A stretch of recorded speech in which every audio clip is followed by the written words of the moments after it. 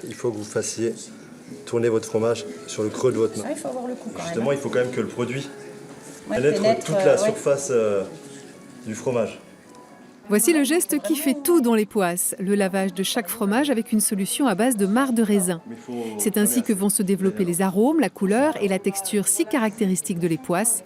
Un fromage fabriqué dans le coin depuis des siècles, mais qu'un homme a aidé à avoir aujourd'hui une notoriété mondiale.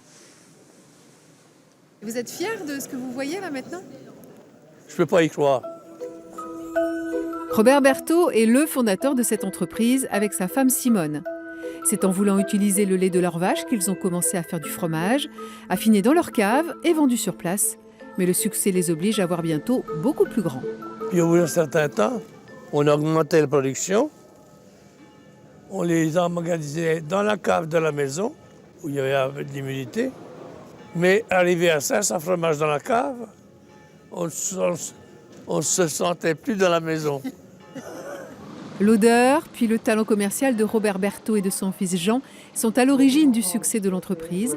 Aujourd'hui, 70 personnes travaillent toute l'année ici, une centaine en période de pointe, et plus de 20 000 litres de lait sont transformés chaque jour. C'est le premier fabricant des poisses, donc d'appellation d'origine protégée. C'est aussi le premier fabricant de sous-marin, nouvelle indication géographique protégée.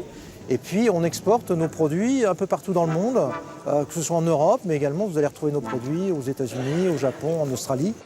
Preuve de ce succès, ces dizaines de milliers de fromages qui achèvent leur processus de fabrication en cave d'affinage. Ici, vous avez des ferments du rouge qui commencent à pousser. Le fromage commence à s'affiner, à s'affaisser, à devenir plus souple. Et vous avez une couleur orangée qui commence à pousser.